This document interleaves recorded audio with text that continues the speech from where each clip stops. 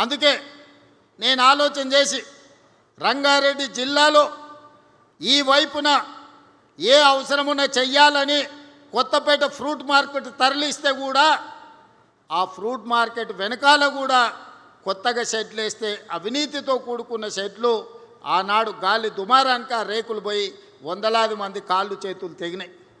అందుకే ఈనాడు శంషాబాద్ దగ్గర 240 ఎకరాలలో 2400 కోట్ల రూపాయలతోని అంతర్జాతీయ ప్రమాణాలతోని ఈరోజు ఫ్రూట్ మార్కెట్, అదేవిధంగా flower market, fish market, mutton, chicken ఏం కావాలన్నా, పోల్ట్రీ ఏమి కావాలన్నా అందుబాటులో ఉండే ఒక అంతర్జాతీయ మార్కెట్ను మన వైపు తీసుకొచ్చినాం.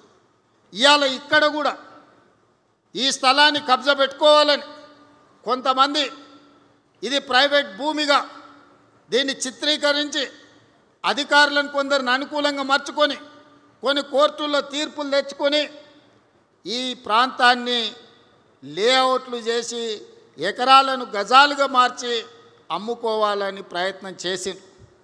ఆ కేసు సుప్రీంకోర్టులో ఉంటే ఉద్దండులైన న్యాయవాదులను పెట్టి ఆ కేసులో ప్రభుత్వం గెలవడమే కాదు, ఈ ప్రాంతానికి కాలుష్య రహితమైన ఒక నాణ్యమైన గాలి, నీరు స్వచ్ఛంగా ఈ ప్రాంత ప్రజలు బ్రతకడానికి అవసరమైన అభివృద్ధిని చెయ్యాలి అని దీని ఒక నేషనల్ ఫారెస్ట్ కింద, పార్క్ కింద ఈరోజు అంకితం ఇచ్చి 100 ఎకరాలుగా పైగా మొత్తం 424 ఎకరాలు జూబ్లీ హిల్స్ ప్రజలకి కాసు బ్రహ్మానందరెడ్డి పార్క్ ఉంటే ఎల్బీ నగర్ ప్రాంతంలో, బిఎన్ రెడ్డి నగర్ ప్రాంతంలో 424 ఎకరాల అంతర్జాతీయ ప్రమాణాలతోని ఇక్కడ పార్కు నిర్మించాలి. అవసరమైన నిధులు, అభివృద్ధి ప్రణాళికలు చేయడానికి నేను అధికారులకు ఆదేశాలు ఇచ్చిన.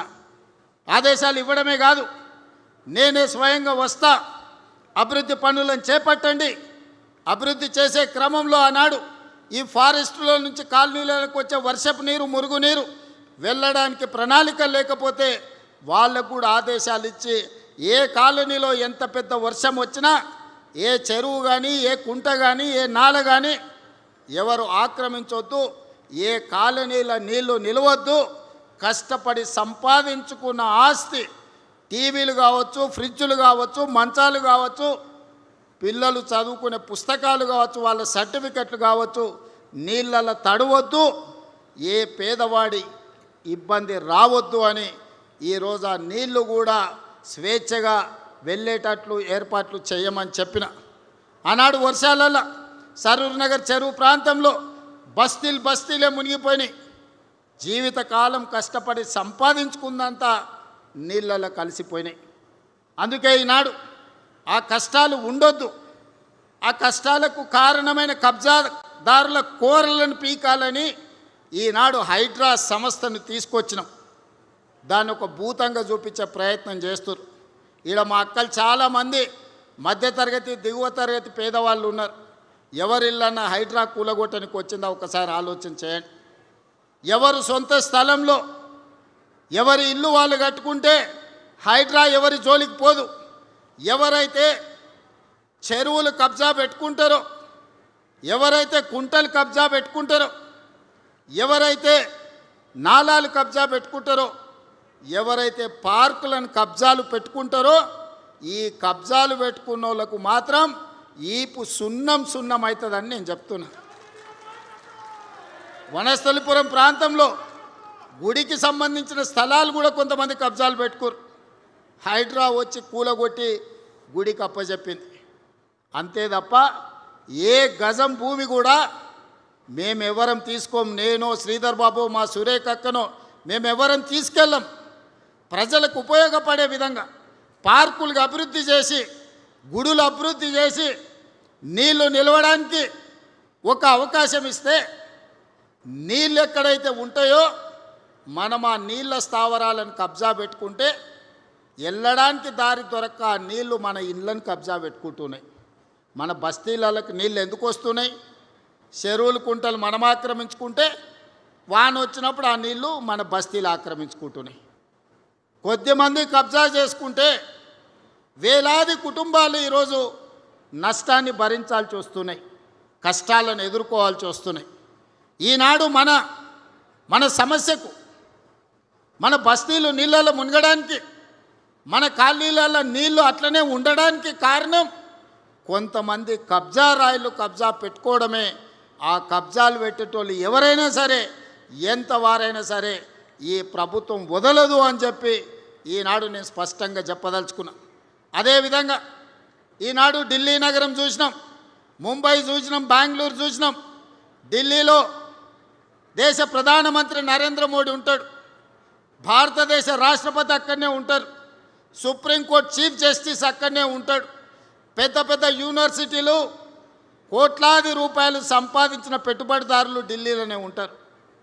కానీ ఆ ఢిల్లీ నగరం కాలుష్యం, గాలి విషం, నీరు విషం, అక్కడ నివసించలేని పరిస్థితి, ఇంట్లోకి వెళ్ళి బయటకు వెళ్ళలేని పరిస్థితి, పాఠశాలలు బంద్, పార్లమెంటు బంద్, రోడ్లు బంద్, పరిశ్రమలు బంద్, హోటళ్ళు బంద్.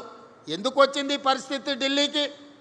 అక్కడ పాలకులు పట్టించుకోకపోవడం, పాలకులు కాలుష్యాన్ని నియంత్రించకపోవడం వల్ల ఇవాళ ఢిల్లీ నగరానికి ఆ పరిస్థితి దాపురించింది. ప్రధానమంత్రి గారు కూడా ఏమి చేయలేని పరిస్థితి. ముంబైలో వర్షం వస్తే 24 గంటలు ఇంట్లోకి వెళ్ళలేని పరిస్థితి. బెంగళూరులో ఇంట్లో నుంచి బయటకు వస్తే ఎయిర్పోర్ట్ పోవాలంటే ఎప్పుడు పోతాడో, విమానం ఉంటుందా ఎగిరిపోతుందా తెలియని పరిస్థితి. అందుకే ఈనాడు మన నగరానికి ఆ పరిస్థితి రావద్దు. ఈనాడు మన నగరాన్ని గొప్ప నగరంగా, విశ్వ నగరంగా తీర్చిదిద్దుకోవాలి, అంతర్జాతీయ ప్రమాణాలతో అభివృద్ధి చేసుకోవాలనే ఒక గొప్ప లక్ష్యంతో ఈనాడు మూసీ నది పునరుజ్జీవన కార్యక్రమాన్ని పెట్టుకున్నాం. మూసీని ప్రక్షాళన చేస్తామంటే ఈనాడు మనకు అడ్డం పడుతున్నారు. ఆయల్ల చాదర్ఘట్ ఆ ప్రాంతంలో మూసీ నది ఒడ్డున ఉన్న వాళ్లకు ఆనాడు అక్కడ ఉన్న ఇండ్లన్నీ టీకేఆర్ కాలేజీ దగ్గరికి తరలించిండ్రు. ఏదన్నది నందనవనం. ఆయల్ల నందనవనానికి వెళ్ళమంటే వాళ్ళందరూ చాలా దుఃఖానికి లోనైన.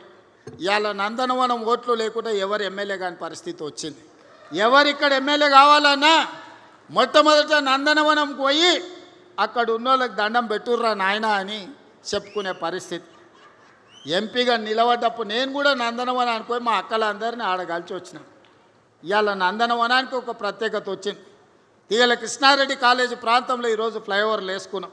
ఈరోజు ఔటర్ రింగ్ రోడ్ వచ్చింది, రోడ్ల వెడల్పు కార్యక్రమం అయింది.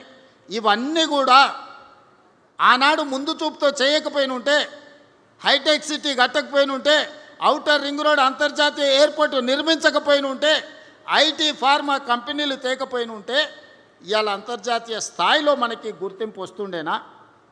ఆయల్లో కూడా కుట్రలు చేసిన వాళ్ళు ఉండ్రు, కడుపులో విషం పెట్టుకున్న వాళ్ళు ఉండ్రు, కాళ్ళల్లో కట్టెలు పెట్టిన వాళ్ళు కూడా ఉండ్రు ఆయల్ల. కానీ ఆయల్ల పాప దేవేందర్ గౌడ్ గారు నిరంతరం కృషి చేసి ఆ రోజు భూసేకరణకు సద్దన్నం కట్టుకొని పోయి కూర్చొని 5,000-6,000 ఎకరాల భూమి ఎయిర్పోర్ట్ కోసం సేకరించే దాంట్లో దేవేందర్ గౌడ్ గారు తీవ్రమైన కృషి చేశారు. ఇవాళ ప్రపంచ చిత్రపటంలో శంషాబాద్ ఎయిర్పోర్ట్ వచ్చిందంటే దేవేందర్ గౌడ్ లాంటి వాళ్ళ కృషి ఎంతో ఉంది. హైటెక్ సిటీ ఆ రోజు కట్టింది కాబట్టి ఐటీ కంపెనీలు వచ్చినాయి. మరి నేను మా సోదరులను అడుగుతున్నా, మా ఎల్బీ నగర్ సోదరులు నాకు కుటుంబ సభ్యులతో సమానం. ఆ ఎల్లా సిరీస్ ఫ్యాక్టరీ ఉంటే ఈ ప్రాంతంలో అన్నం వండుకుంటే ఎట్లుండేదో మా అక్కలు చెప్పాలి. పాత తరం వాళ్ళు ఉంటే వాళ్ళకి తెలుసు. ఈ ప్రాంతంలో బోరింగ్ నీళ్లు పెట్టి అన్నం వండుకుంటే పచ్చగా వచ్చేది. సిరీస్ కంపెనీ దెబ్బకు ఈడ ఇండ్లు ఎక్కడెక్కడికి పోయి భూముల విలువ లేకుండే. సిరీస్ కంపెనీ బంద్ అయినాకనే మనకి ఈరోజు బోరింగ్ నీళ్లు కనీసం అంట్లు తోముకోవడానికి ఉపయోగించుకుంటున్నాం. ఒకప్పుడు మూసి 6 అయిందంటే దిల్చుకున్నారు బస్ స్టాండ్ కాడ నోరు తెరిచే పరిస్థితి లేదు. నోరు తెరిస్తే నోటి నిండా దోమలు పోయేది. చికెనో మటనో తిన్నట్టు ఉండేది దోమలు తింటే. పాత తరం ఉన్నోళ్ళకి చాలా మందికి తెలుసు, ఇప్పుడు కొత్త పిల్లలకు తెలియకపోవచ్చు. ఇవాళ వీళ్ళందరూ ఇదంతా బాగానే ఉంది అనుకుంటారు. మూసి దెబ్బకు ఈ ప్రాంతంలో ఇల్లు కూడా కిరాయికి తీసుకునేటోళ్ళు వచ్చేటోళ్ళు కాదు. ఎందుకంటే నేను దిల్చుకున్నారులోనే ఉండిపోయినా, నాకు తెలుసు మూసి పక్కలే ఉంటే ఎంత కష్టం ఉంటుందో. ఆ దోమల దెబ్బకు చీకటి పడుతుందంటే రాత్రంతా మేల్కతో ఉండేటోళ్ళు దోమలు కొట్టుకుంటే నిద్రపోయేటోళ్ళు కాదు. సంటి పిల్లలు ఉంటే ఇక వాళ్ళ బాధ చెప్పనాతీతం.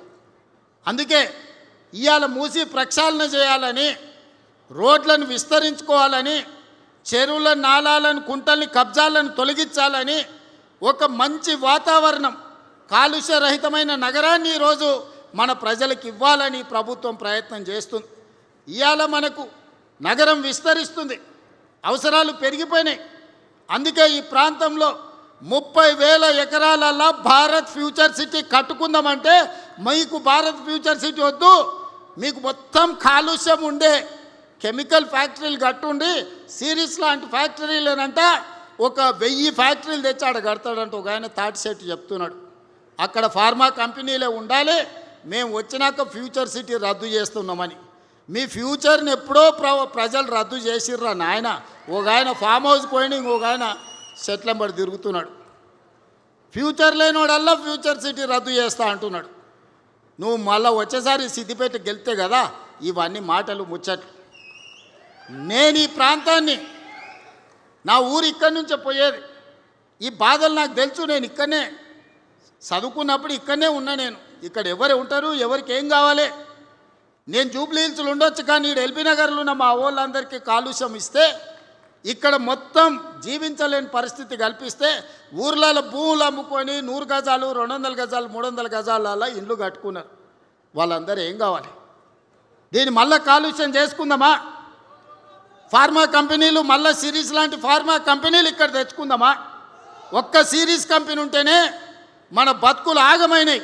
ఆ దాన్ని వదిలించుకోవడానికే దేవుడు దిగి వచ్చినంత పని అయింది. ఇవాళ అట్లాంటి పరిశ్రమల్ని 100ల కొద్ది తెచ్చి ఇవాళ భారత్ ఫ్యూచర్ సిటీలో మేము పెడతామని దిక్కుమాలినోడు చెప్తుండు. ఎందుకంటే ఆడెక్కడో అక్కడ ఉంటాడు, అక్కడ ఉన్నాయన్నీ తెచ్చి ఇక్కడ పెట్టిస్తాడంట.